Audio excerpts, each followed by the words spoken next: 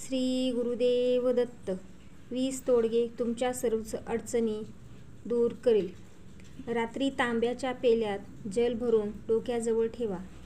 शिक्षक किंवा मंदिर पुजाऱ्यात पिवळ्या रंगाने कपडे दान करावे, कारण नेहमी आपल्या घरात देशी गूळ ठेवावा. खूप फायदा होतो, कारण पाण्याने परिपूर्ण असलेले नारळ घेऊन आपल्या परिवारावरून ओवाळून मातीच्या पात्रात मध भरून त्याला झाकून ठेवा. नेहमी आपल्या खिशात एक चांदीचा चौकोन तुकडा ठेवा, ज्यामुळे आपली तिजोरी भरलेली असेल. दररोज कुत्र्याला पोळी खाऊ घाला. काळ्या कुत्र्याला पोळी खाऊ घाला, अतिशय उत्तम असेल. नेहमी आपल्या घरात देशी गूळ ठेवा. गूळ वेळोवेळी खात राहा. आपल्या परिवारातील सदस्यांनाही द्या. जर आपण या उपायांना अचूक प्रकारे केले तर तुम्हाला कोणत्याही प्रकारची समस्या येणार नाही. स्वामींच्या केंद्रानुसार अचूक मानले जाते. यात प्रत्येक समस्येवर उपाय आहेत. या उपायांना अचूक पद्धतीने केल्याने हर समस्येचे निवारण होते. सुख संपत्तीची कमी होणार नाही. चला तर मग पुढचा उपायाबद्दल जाणून घेऊया. पिंपळ, वड, नीम, केळीच्या झाडांना नित्यनेमाने पाणी द्यायला हवं. सफाई कर्मचाऱ्यांना काही नाणे दान करा. असे केल्याने तुमची सुद्धा बरकत होईल. पक्षी, मुंग्या, गाय, कावळा, कुत्रा आदी प्राण्यांना अन्न व पाण्याची व्यवस्था करा.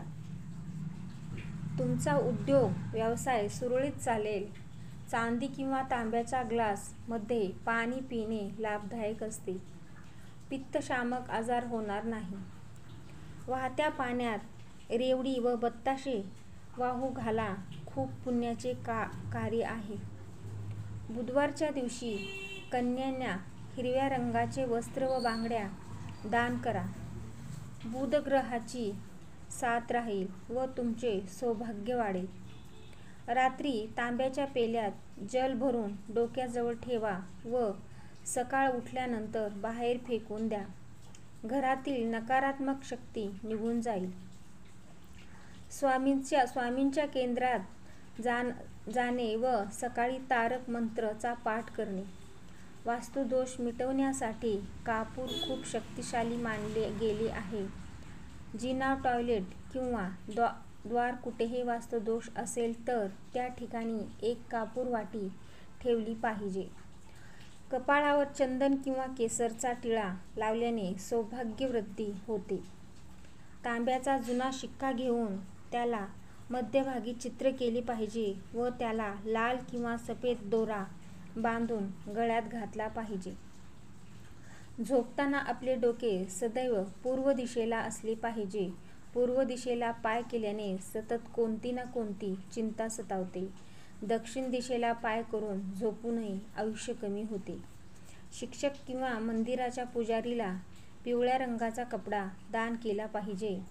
घरात सकाळ संध्याकाळ कापूर जाळला पाहिजे व घरात सुगंधी वातावरण राहिले पाहिजे. देवाची कृपा आपल्यावर राहिली.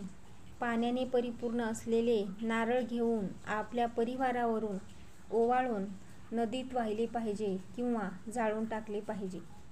माहिती जर आवडली असेल तर आम्हाला मदत करून आमच्या चॅनलला सबस्क्राईब करा.